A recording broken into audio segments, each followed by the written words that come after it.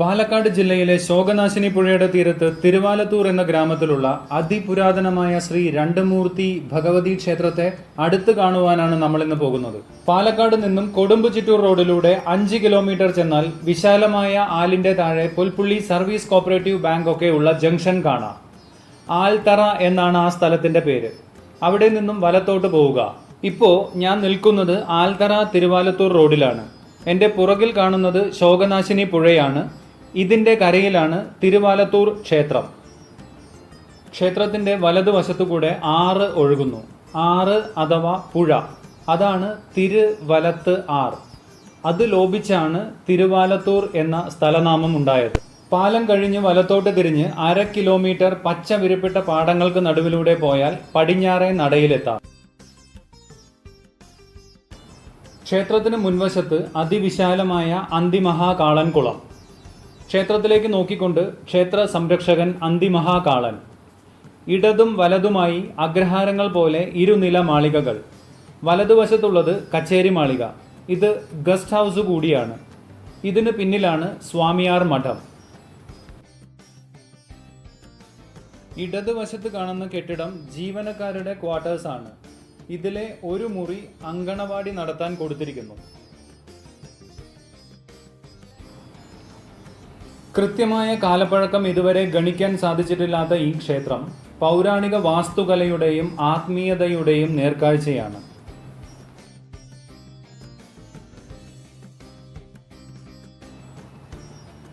തച്ചുശാസ്ത്രവും തന്ത്രസമുച്ചയവും നിഷ്കർഷിച്ചിട്ടുള്ള മുഴുവൻ കെട്ടിട സംവിധാനങ്ങളും ഇവിടെ ഉണ്ടത്രേ. അതിഗംഭീരവും പ്രൗഢവുമായ ഈ ക്ഷേത്രം തൃശ്ശിവപേരൂർ നടുവിൽ മഠം സ്വാമിയാർ മഠത്തിന്റെ വകയാണ്. പടിഞ്ഞാറേ നട കയറി നമ്മൾ അകത്തെത്തുന്നത് ആദ്യം ആനപ്പന്തിയിലേക്കാണ്. ഉത്സവകാലത്ത് ഭഗവതി എഴുന്നള്ളി വരുന്നത് ആദ്യം ആനപ്പന്തിയിലാണ്.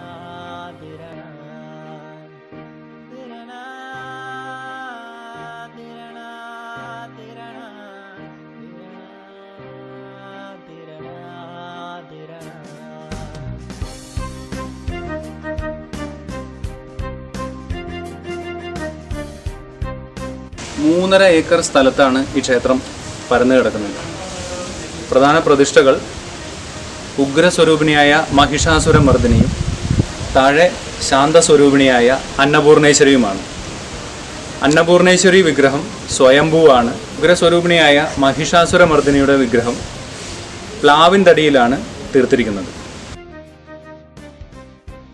മഹിഷാസുരമർദ്ദിനിയുടെ പ്രതിഷ്ഠ വളരെ ഉയരത്തിലാണ്. അതുകൊണ്ട് ദേവിയുടെ ദൃഷ്ടിയെ മറയ്ക്കത്തക്ക വിധത്തിൽ വളരെ ഉയരത്തിലാണ് ബലിക്കല്ല് പണിതിരിക്കുന്നത്. കേരളത്തിലെ ചുരുക്കം ക്ഷേത്രങ്ങളിൽ മാത്രം കാണാൻ സാധിക്കുന്ന ആകർഷണീയമായ കാഴ്ചയാണിത്.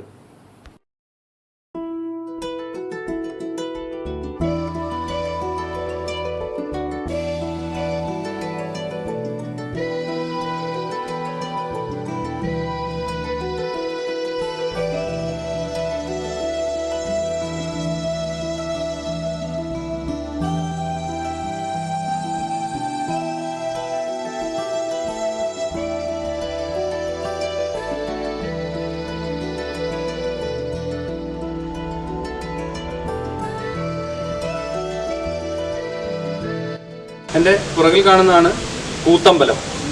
മുകളിൽ കൂത്തുമാടവും കാണാം.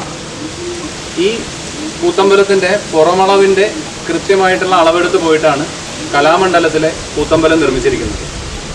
ഈ കൂത്തമ്പലത്തിനകത്തും കൂത്തുമാടത്തിനകത്തും വെച്ചാണ് ചാക്യാർ കൂത്ത് നടക്കാറുള്ളത്. നമുക്ക് അകത്ത് കയറി കാണാം. എൻ്റെ പുറകിൽ ചാക്യാർ കൂത്ത് നടക്കുന്ന സ്റ്റേജ് കാണാം.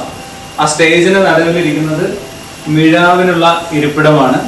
അതിന് പുറകിലായി ചാക്യാർക്ക് വേഷവിധാനങ്ങൾ ചെയ്യാനും റെഡിയാവാനും വേണ്ടിയിട്ടുള്ള റൂമുമുണ്ട്. ഇതാണ് മിഴാവിനുള്ള ഇരിപ്പിടം. ഏകദേശം ഒരു 4 അടി വീതിയും അത്രയും തന്നെ ഉയരമുള്ള മിഴാവാണ് ഇതിനകത്ത് വയ്ക്കുന്നത്. പരശുരാമൻ സ്ഥാപിച്ച 108 ദുർഗാദേവി ക്ഷേത്രങ്ങളിലെ ഏറ്റവും വലിയ മിഴാവ് തിരുവാലത്തൂർ ഭഗവതി ക്ഷേത്രത്തിലെയാണ്. ഈ മിഴാവ് സ്വാമിയാർ മഠത്തിനകത്താണ് സൂക്ഷിച്ചിരിക്കുന്നത്. നമുക്കത് പിന്നീട് കാണാം. മിഴാവ് ഇതിനകത്ത് ഇറക്കി വെച്ച് നങ്ങ്യാർ ഇവിടെയാണ് ഇരിക്കുക. വലിയ കൂത്തമ്പലത്തിന് വേണ്ടി പണിത അടിത്തറയും മറ്റും നമുക്ക് ഇവിടെ കാണാം. തീപിടുത്തത്തിലോ മറ്റോ നശിച്ച വലിയ കൂത്തമ്പലത്തെ പിന്നീട് ചെറുതാക്കി പണിതതാവാം.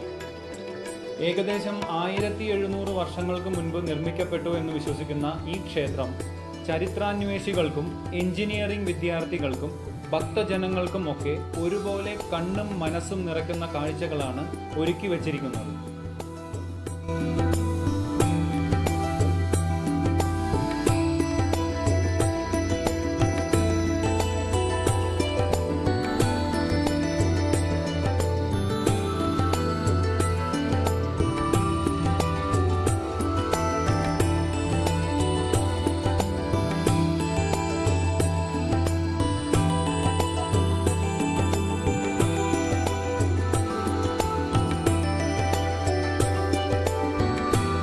നമ്മളിപ്പോൾ ക്ഷേത്രത്തിൻ്റെ വടക്കേ ഗോപുരത്തിൽ എത്തിയിരിക്കുകയാണ്.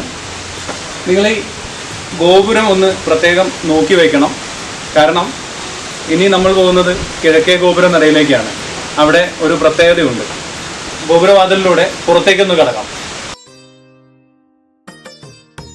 ശോകനാശിനി പുഴയിലേക്ക് ഇറങ്ങുന്നതിനുള്ള കൽപ്പടവുകളാണ് ഈ കാണുന്നത്.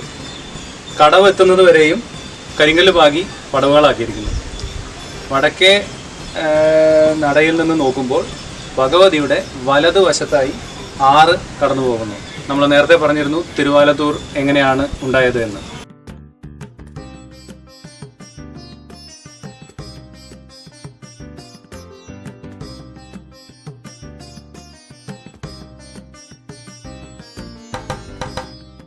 പതിനായിരക്കണക്കിന് ചുറ്റുവിളക്കുകളാണ് എൻ്റെ പുറകിൽ നിങ്ങൾക്ക് കാണാൻ സാധിക്കുന്നത്. അമ്പലത്തിന് ചുറ്റും ഈ വിളക്കുകളുണ്ട്. ഇതെല്ലാതും തന്നെ ചിത്രപ്പണികൾ ചെയ്ത കൽവിളക്കുകളാണ്. വൃശ്ചിക മാസം തിരുവോണം നാളിൽ തുടങ്ങി 10 ദിവസം നീണ്ടു നിൽക്കുന്ന ഉത്സവമാണ് ഇവിടുത്തെ ഏറ്റവും പ്രധാനം. അതിൽ തന്നെ കാർത്തിക നക്ഷത്ര ദിവസം പ്രത്യേകിച്ച് നെയ്യ് ഒഴിച്ചാണ് ഈ കൽവിളക്കുകൾ തെളിയിക്കുക.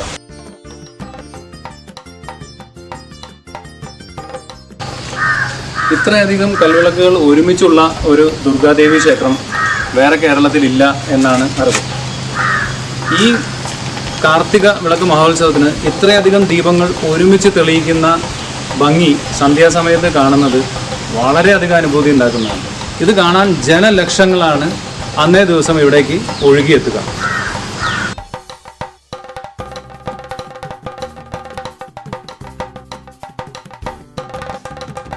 വളരെയധികം ഭൂസ്വത്തുള്ള സമ്പന്നമായ ക്ഷേത്രമായിരുന്നു ഇത്. ക്ഷേത്രത്തിലെ മുഴുവൻ ദീപങ്ങളും തെളിയിക്കാൻ വേണ്ട എണ്ണ വാങ്ങിയിരുന്നത് പാലക്കാട് എലപ്പുള്ളിയിലെ ക്ഷേത്രം വക കൃഷിയിടത്തിൽ നിന്നും കിട്ടുന്ന വരുമാനം കൊണ്ടായിരുന്നത്രേ. അങ്ങനെയാണ് ആ സ്ഥലത്തിന് എണ്ണപ്പാടം എന്ന പേര് വന്നത്.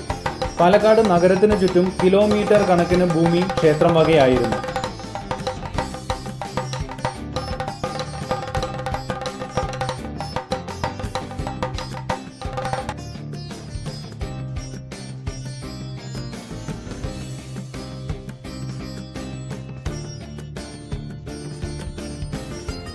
നമ്മളിപ്പോൾ ക്ഷേത്രത്തിൻ്റെ കിഴക്കേ ഗോപുര നടയിൽ എത്തിയിരിക്കുകയാണ്. ഞാൻ നേരത്തെ വടക്കേ ഗോപുര നടയിൽ എത്തിയപ്പോൾ പറഞ്ഞിരുന്നു ഇവിടെ ഒരു പ്രത്യേകത ഉണ്ടെന്ന്. ഈ ഗോപുര കവാടം മുഴുവനായിട്ടില്ല. അതിനു പിന്നിൽ ഒരു കഥയുണ്ട്. ഈ ക്ഷേത്രം നിർമ്മിച്ചത് ദേവകളാണത്രേ. 14 ദിവസമെടുത്താണ് ഈ ക്ഷേത്ര നിർമ്മാണം പൂർത്തീകരിച്ചത്. അവർ രാത്രിയാണ് ക്ഷേത്ര നിർമ്മാണം നടത്തിയിരുന്നതത്രേ.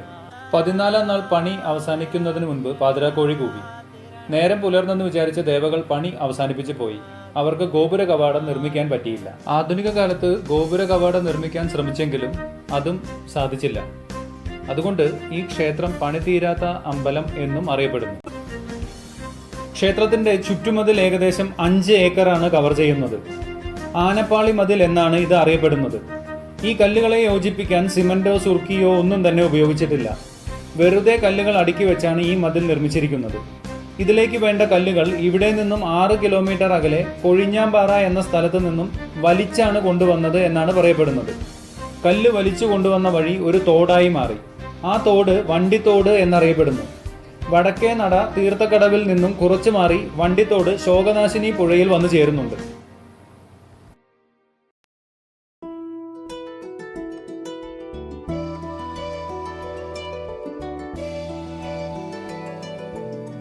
തെക്കേ ഗോപുര നടയിലേക്ക് പോകുന്ന വഴിയിൽ മതിലിന്റെ ഒരു കല്ലിൽ ഒരു പാട് കാണാം. ഭൂതഗണങ്ങൾ കല്ലുകൾ കടിച്ചെടുത്ത് അടുക്കി വെച്ചതാണെന്നും പല്ലുകൊണ്ട പാടാണ് കല്ലിൽ കാണുന്നത് എന്നും ഇവിടുത്തെ മുത്തശ്ശിമാർ പറയുന്നു.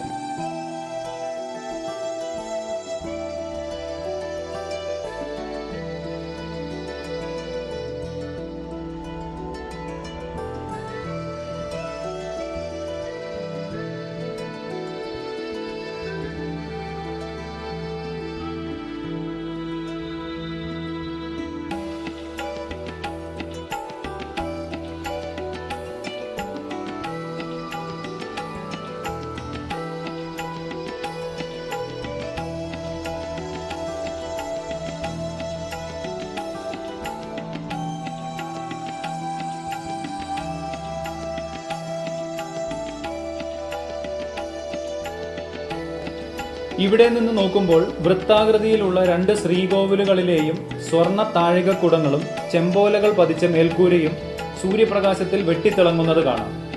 മഹിഷാസുര മർദിനി ക്ഷേത്രത്തിന് മുൻപിലുള്ള വാതിൽ മാടവും 2 കൊടിമരങ്ങളും കൂടെ ഇവിടെ നിന്നും കാണാം.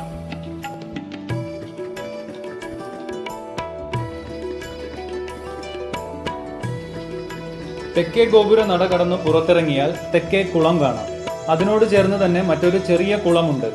കഞ്ഞിക്കുഴി എന്നാണ് അതിന്റെ പേര്. ഭക്തജനങ്ങൾക്കായി ദിവസവും അന്നദാനം നടന്നിരുന്നത്രേ. അതിനുള്ള അരി വാർത്ത വെള്ളം വീണ് രൂപപ്പെട്ടതാണത്രേ കഞ്ഞിക്കുഴി. ക്ഷേത്ര പരിസരത്ത് തന്നെ 5 കുളങ്ങളാണുള്ളത്.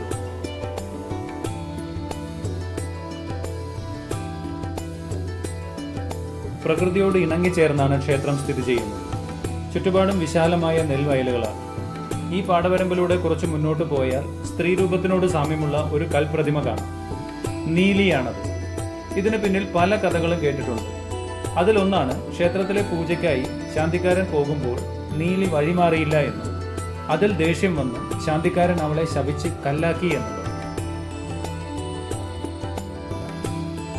ശ്രീകോവിലിലും ക്ഷേത്ര പരിസരത്തും വീഴുന്ന മഴവെള്ളം പെട്ടെന്ന് തന്നെ അണ്ടർഗ്രൗണ്ട് ഡ്രെയിനേജ് വഴി ചുറ്റുമതിലിന് പുറത്തെത്തിക്കുന്ന സംവിധാനം വളരെ കുറ്റമറ്റതാണ്. ഒരിക്കലും പറ്റാത്ത കിണറാണിത്. മഹിഷാസുര മർദിനിയുടെ മുൻപിൽ നിന്നും തുടങ്ങി ചുറ്റുവലം വെച്ച് അന്നപൂർണേശ്വരിയുടെ മുന്നിൽ നമ്മളെത്തി. ശ്രീകോവിലിനകത്തേക്ക് ക്യാമറ കൊണ്ടുപോകാൻ കഴിയാത്തതിനാൽ ശ്രീകോവിലിന്റെ ഭംഗിയും അവിടെയുള്ള ശില്പചാതുരിയും ചുമർ ചിത്രങ്ങളും നിങ്ങൾക്ക് കാണിച്ചു തരാൻ സാധിച്ചില്ല.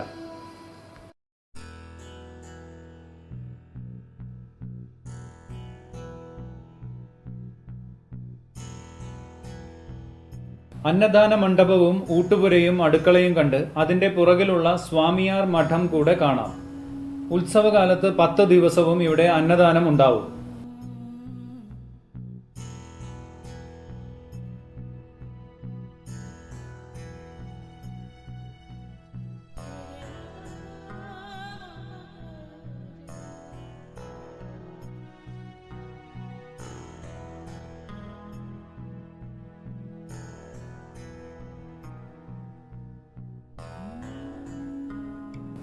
ക്ഷേത്രത്തിന്റെ ഉടമസ്ഥരായ നടുവിൽ മഠം സ്വാമിയാർ വന്നാൽ താമസിക്കുന്ന ഇല്ലമാണിത്. ഇവിടെയാണ് നവരാത്രി മണ്ഡപം ഉള്ളത്. വിജയദശമി ദിവസം ഇവിടെ വെച്ചാണ് കുഞ്ഞുങ്ങളെ എഴുത്തിനിരുത്തുക. വലിയ ഒരു 2 നില മാളികയാണിത്. കേരളത്തിലെ ഏറ്റവും വലുതെന്ന് കരുതപ്പെടുന്ന മിഴാവ് ഇവിടെയാണ് സൂക്ഷിച്ചിരിക്കുന്നത്.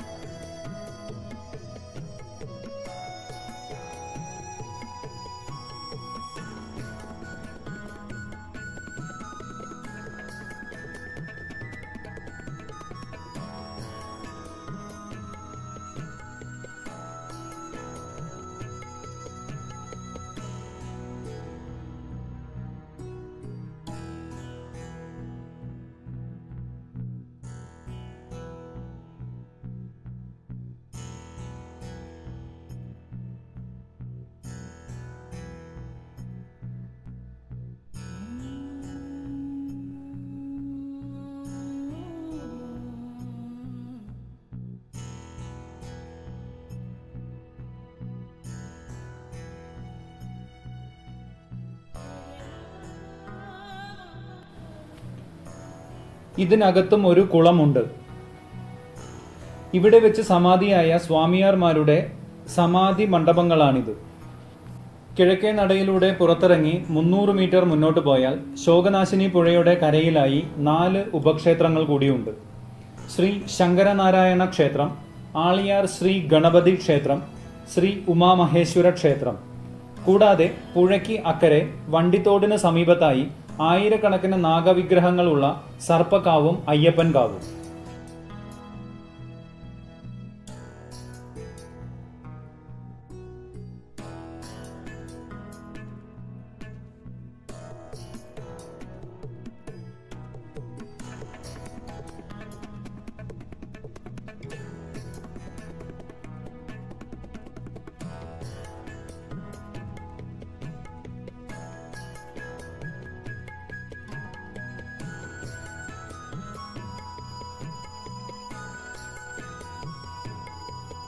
പാലക്കാട് ജില്ലയിലെ തന്നെ പുരാതനവും പ്രൗഢഗംഭീരവുമായ ഈ ക്ഷേത്രത്തിലേക്ക് സന്ദർശകരുടെ ഒഴുക്കുണ്ടായ തിരുവാലത്തൂർ ഗ്രാമത്തിന്റെ തന്നെ മുഖച്ഛായ മാറും.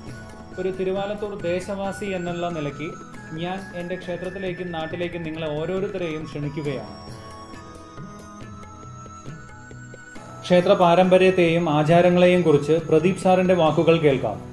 നമസ്കാരം, എൻ്റെ പേര് പ്രദീപ്. ഞാൻ ഈ ക്ഷേത്രത്തിലെ ക്ലർക്കായി ജോലിയെടുക്കുന്നു. ഈ ക്ഷേത്രത്തിൻ്റെ പേര് തിരുവാലത്തൂർ രണ്ടുമൂർത്തി ഭഗവതി ക്ഷേത്രം എന്നാണ്. ഈ ക്ഷേത്രത്തിൻ്റെ ഉടമസ്ഥാവകാശം നടുവിൽമഠം സ്വാമിയാരായിട്ടുള്ള മടവഞ്ചേരി തെക്കേടത്ത് നീലകണ്ഠ ഭാരതികൾ എന്ന മൂപ്പിൽ സ്വാമിയാരാണ് ഇപ്പോഴത്തെ ഭരണാധികാരി. ഈ മഠം ശങ്കരാചാര്യരുടെ ശിഷ്യപരമ്പരയിൽപ്പെട്ട സുരേശ്വരാചാര്യർ സ്ഥാപിച്ച 3 മഠങ്ങളിലൊന്നായ തൃശ്ശൂരിലെ നടുവിൽമഠം ആസ്ഥാനമായാണ് ഇതിൻ്റെ ഊരാൺമ കുടികൊള്ളുന്നത്. അവരുടെ കീഴിൽ മലബാർ മേഖലയിൽ മാത്രം 56ഓളം ക്ഷേത്രങ്ങളിലെ പ്രധാനപ്പെട്ട 19 ക്ഷേത്രങ്ങളിൽ ഒന്നും പാലക്കാട് ജില്ലയിലെ ഏറ്റവും വലുതുമായ ഒരു ക്ഷേത്രമാണ് തിരുവാലത്തൂർ രണ്ടുമൂർത്തി ഭഗവതി ക്ഷേത്രം. ഈ ക്ഷേത്രത്തിൻ്റെ ചരിത്ര പശ്ചാത്തലം, പാരമ്പര്യം എന്നിവ പൗരാണിക കാലഘട്ടങ്ങളിൽ തന്നെ അതിബൃഹത്തായതും പ്രശസ്തവുമായ ഈ ക്ഷേത്രം കൊത്തുപണികൾ, ശിലാഭംഗികൾ, പൂർണ്ണ രൂപത്തിലുള്ള ക്ഷേത്ര പ്രതിഷ്ഠയുള്ള 2 ഭഗവതിമാരെ ഒരേ തട്ടകത്ത് പ്രതിഷ്ഠിച്ചിരിക്കുന്ന ഒരു ക്ഷേത്രമാണ്. അന്നപൂർണേശ്വരി ഭഗവതി സ്വയംഭുവയും മഹിഷാസുരമർദ്ദിനി ദേവി മുകളിലെ ദാരുബിംബത്തിലും അർച്ചനാബിംബത്തിലും ഏറെയായും ഈ ക്ഷേത്രത്തിൽ പ്രതിഷ്ഠ നടത്തിയിട്ടുണ്ട്.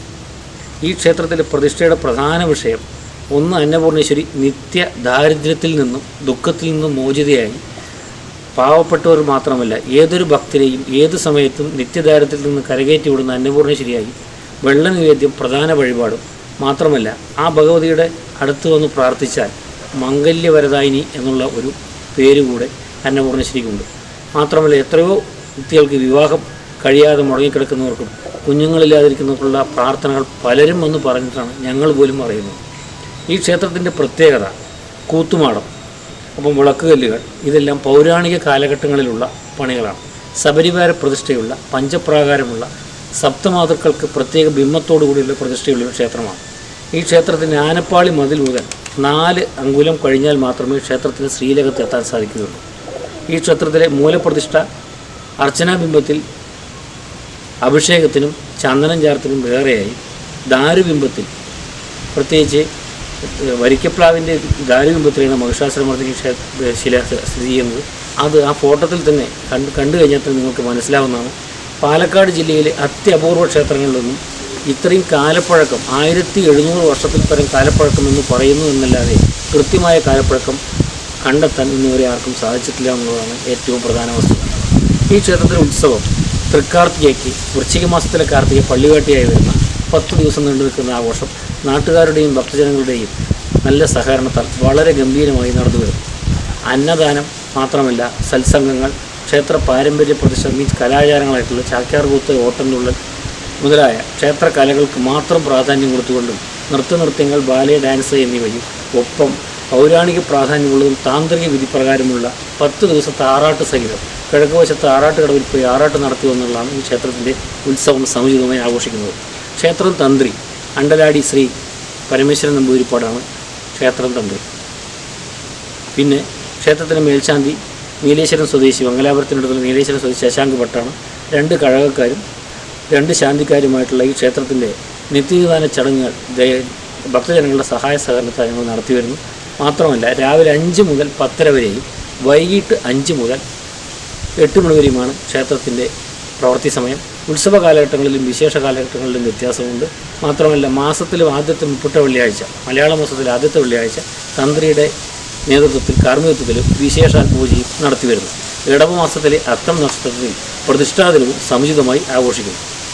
ഈ ക്ഷേത്രത്തിൻ്റെ കൂത്തുമാടം ക്ഷേത്രത്തോളം പ്രാധാന്യമുള്ളതും അത്രത്തോളം പരമപവിത്രമുള്ള ഒരു കൂത്തുമാടവും ഒപ്പം തന്നെ മിഴാവ് ഉൾപ്പെടെയുള്ള പല രഹസ്യ സ്വഭാവമുള്ളതും എങ്കിൽ പൗരാണിക കാലഘട്ടങ്ങളിലെ സങ്കല്പങ്ങൾക്ക് അതീതമായ പല വിഷയങ്ങൾ നിഗൂഢമായി ഒളിഞ്ഞുകിടക്കുന്ന ഈ ക്ഷേത്രം പല കാരണങ്ങൾ കൊണ്ടും പഞ്ചായത്ത് തലത്തിൽ മീൻസ് ഗ്രാമീണ തലത്തിൽ നിൽക്കുന്നതുകൊണ്ട് നഗര ഹൃദയത്തിലല്ലാത്തതിൻ്റെ ഒരു വ്യത്യാസമുണ്ടെങ്കിലും കാർഷിക ഭംഗിക്കും കാർഷിക മേഖലയുമായി ബന്ധപ്പെട്ടുള്ള ഉത്സവമായിട്ടാണ് ഇത് ആഘോഷിച്ചു വരുന്നത്. ഇത് മാത്രമല്ല ഈ ക്ഷേത്രത്തിൽ വന്നു പോകുന്ന ഓരോ ഭക്തർക്കും അതിൻ്റേതായിട്ടുള്ള വഴിപാടുകളും മീൻസ് നടത്തിക്കഴിഞ്ഞാൽ പ്രാർത്ഥന സഹിതം നടത്തിക്കഴിഞ്ഞാൽ അതിനുള്ള ഫലം കിട്ടുമെന്നും ശുഭപ്രതീക്ഷ മാത്രമല്ല അഭയവരതയായി അംഗീകരിക്കുന്ന മഹിഷാസുരമർദ്ദിനിയുടെയും അന്നപൂർണിഷ്ഠയുടെയും അനുഗ്രഹാശിസ്സുകൾ കിട്ടും. മാത്രം ഒപ്പം ഉപക്ഷേത്രങ്ങളായിട്ടുള്ള കോടക്കരയുള്ള നാഗർകാവ്, കിഴക്ക് വശത്തുള്ള ആളിയാർ ക്ഷേത്രങ്ങൾ ഇതെല്ലാം ഉൾപ്പെടെ സമുചിതമായി ആഘോഷിക്കുന്ന ഈ ക്ഷേത്രത്തിലേക്ക് ഏവരെയും ഹാർദവമായി സ്വാഗതം ചെയ്യുന്നു. മാത്രമല്ല ഇവിടുത്തെ വഴിപാടുകൾ കടുമതിര പായസം, ശത്രു സംഹാര പുഷ്പാഞ്ജലിക്കും ആരോഗ്യപ്രദാനം വെക്കുന്ന രോഗാദി ദുരിതങ്ങൾ വരാതിരിക്കുന്നതിന് വേണ്ട എല്ലാവിധ വഴിപാടുകളും ഇവിടെ സമീപിക്കാവുന്നതാണ്. ഈ ക്ഷേത്രത്തിൽ വന്ന് തൊഴുന്നവർക്ക്, കുളിച്ചു തൊഴുന്നവർക്ക് എല്ലാവിധ അനുഗ്രഹാശിസ്സുകളും ഉണ്ടാകുമെന്ന് പ്രാർത്ഥിച്ചുകൊണ്ട് എൻ്റെ വാക്കുകൾ നിർത്തുന്നു. നന്ദി, നമസ്കാരം.